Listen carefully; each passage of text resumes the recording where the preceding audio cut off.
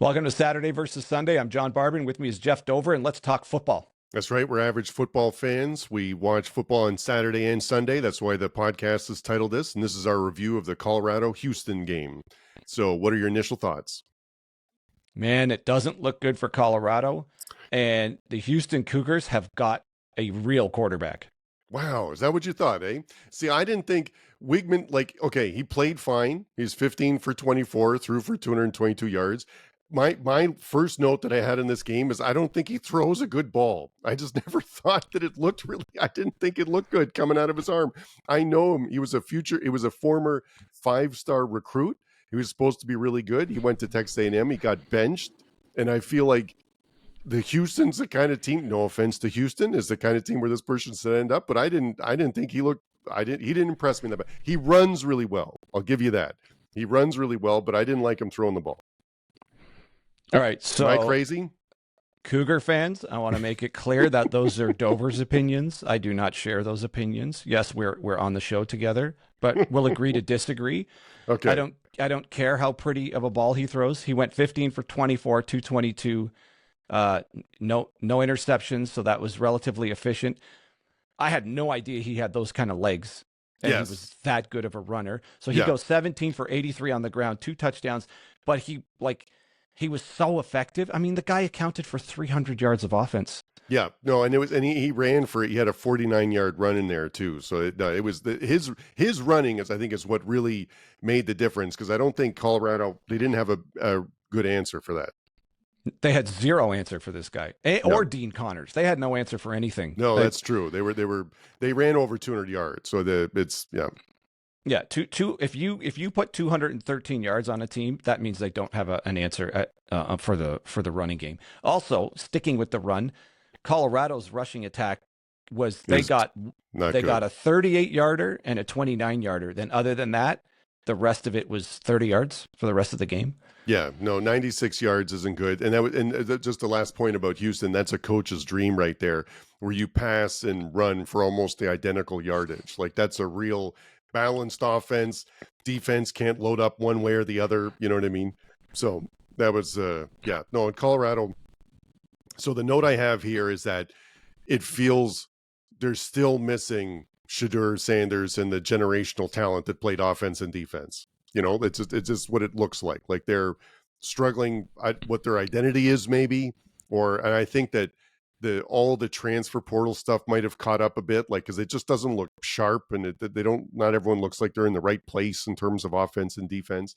And I think this will be a team, there's some talented players on the field, there's no doubt. And I think they'll get better as the season goes on, but it is still shocking. Staub, what'd you think of Staub? I thought he looked fine, but I'm still surprised they're playing him and not Salter or the 5-star. You're 3 games into the season and you don't even know who your quarterback is. This team's lost. This team's lost. And it's not because they're injured. He doesn't have any faith. Well, after 2 games, he doesn't have any faith in the transfer. I'm already forgetting his name. Salter. He doesn't have faith in Salter. And then the 5-star recruit, it's reasonable he's not ready. Especially if Staub's been in the system for 4 years now. Yes, It makes sense that Staub looked better. And it was you know what? I can trust him. He runs the offense efficient. He's been here long enough that he just knows what he's doing. The players are comfortable with him back there. Whereas the rookie, I'm sure, he's probably got overwhelming talent, but he probably can barely get the play call in. It's just too new. Yes. And you know what? You could say the same thing for Salter. He hasn't been there very long either. Yep. No, but for sure. He's got Division I experience versus a high school kid. Yeah. But Staub looked more comfortable, which you can win with a game manager type thing, if get it out to the playmakers and that kind of a thing. But 19 for 35 for 2 interceptions, that's not gonna, you can't do that. That's if you're And then on the other side, so like we said, Weigman's efficient. His legs were amazing. We're talking 300 yards from him, between his passing and his running. Stephon Johnson goes for 117 yards receiving. Yeah, but he looked good. The person that really sticks out to me, and I'm gonna make a comparison. One of my famous. Oh, I love these. I don't know if this one's controversial. Cougar fans, I'm sure you've already thought this. Carlos Allen, defensive tackle. reminds me of Ed Oliver. Like Ooh. you've got another Ed Oliver on your hands Also here. from Houston, right? Or played at Yes, Houston. Yo played at Houston, and Oliver is. I mean, he's awesome. He to me he looked like the best defensive player in the country in his at Houston. It just he kept popping up on highlight reels. I'm like, oh yeah, this guy's completely unstoppable in college. And with the Bills, I think he's one of the unsung defensive tackles in the NFL. Oh, yeah. He's got to be top 5 defensive tackle. Now he doesn't fit the Jalen Carter, Jordan Davis giant, or no. Dexter Lawrence. But who cares? He's one of these like fire hydrant. I mean, he's not small, but he's not like a giant DT. It's similar Ed Oliver. I think that's an excellent comparison. It's like 6'1", 300 pounds. So he's not tall and lanky, but he's not short and fat. Like he's just, it's a large defensive tackle, large round defensive tackle that is, the middle is never open when you're running the ball. And as soon as he was out, the Colorado ran for those 2 long runs, and as soon as he's back in, they're going nowhere. Yeah, that was one of the most blatant I mean, the guy had 7 tackles at D tackle. That's D tackles don't get 7 tackles. And like 3 solo too. That's and 1.5. I mean, he's the best player on the whole field. Yes, but between 2 teams, and I don't even think it's close. Like that's the best player on the field. I mean, this Houston defense had 7 TFLs, 3 sacks. It was I like that. That's my kind of thing, like the havoc defense. And they were pretty much owning the line of scrimmage, especially when he was in there. It was a no contest at the line of scrimmage. So they're just a better team than Colorado. Like to me, front to back, just anywhere you look, they were better in this game. And I don't see why they're not now. Wow, that's a lot of not. They are not now. Yeah. Yeah, let's let's flip that and say, to me, Houston is now in the mix for one of the teams that should be there at the end for the Big 12 championship, and the rest of the Big 12 has got to be on alert. And I'll add one thing to that, and I'll throw it over to you. Now, you don't like Weigman, Cougar fans. That's not me. I just said I don't like him. I don't think he throws a good ball. That's what I said. Well, I think he does. Okay. And I think this performance, if Dover thinks the ball looks ugly coming out of his hands, notwithstanding, I think this is the type of performance Texas A&M thought they were getting with Weigman. Oh yeah, that's fair. That's a good point. Because like you said, very efficient and running, and you know what I mean. No, so and the Houston has a path moving forward, right? Because they've got at Oregon State, which I think is a completely winnable game. Then they host Texas Tech, which will be a pretty colossal Big 12 matchup in that time. And the fact that you have it at home is good. And you also have Arizona at home. You have to go at Arizona State, but you've got TCU at home. So like the path is in front of them if you're Houston.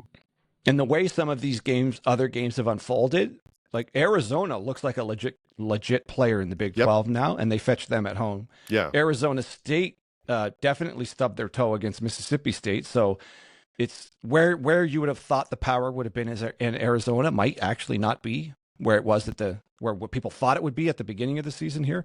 So, and I mean, Cougar fans, Jesus, it's I think this is Willie Fritz. He's shown that he can flip a program in a year. Yep. So we'll see if that's where this thing is headed. But that just looked like a complete in a 1-game sample. Yeah. That looked like a complete team versus a team that's just doesn't know what it's doing. And no one had really high predictions for Houston. So that's what made this surprising. Like I still think there's some players in Colorado that are pretty good, but it's just like like you said, they haven't found their identity yet. But Houston was the more complete team on this night. You're absolutely right about that. The Colorado hosts Wyoming, and which they might win. Then they host BYU. I don't know if I'd put that down as a win right now. And then they've got at TCU, Iowa State, at Utah. Like they could lose all those games. Like the Colorado is going to be fortunate to make it to a bowl game this year. You know, yeah, they started with 2 losses at the 2 out of the 3 first games. Yeah, I think the ceiling for Colorado now might be a bowl game at best. Yeah. And for the Cougars, it's Big 12 championship game if this is how they're going to play. And you really are. You got the flowers for Weigman, don't you? Yeah, and Allen. Like when you've got when you have like a clear best player on the field difference maker on both offense and defense. Like I'm just trying to project who they play against who's got a guy like Allen. I mean, there's got to be good obviously Texas Tech traded for some like high rated players, but like when you said, traded for some like they're a traded, right? Like they're a baseball team in the late season. Yeah, And it's traded a couple prospects for but that's what it feels like because it's the portal, right? But yeah, no, the Texas Tech does have some players, but like so that's gonna be a big match. That's gonna be a great game. That was at Houston, nice in-state rivalry, so that's gonna be good. Yep. So arrows down for Colorado, arrows up for Houston. It's a great win for the Cougars. All right. I think that's a good place to leave it. Yes. And if you're still with us here, we appreciate you checking out the channel. We know we're small. We just started last year, so we're just figuring things out as we go. So we appreciate you being here, and we'd also appreciate if you liked what we have going on. Give us a like, maybe a subscribe, and or share it with somebody you think that might like our show. And you can come back and check out the Clemson Georgia Tech review, and then we also did the Kansas State Arizona game. And then we'll have some NFL review games coming up too. Yep. All right. Good place to leave it then. So for Jeff Dover, I'm John Barbin, and that's your Saturday versus Sunday podcast.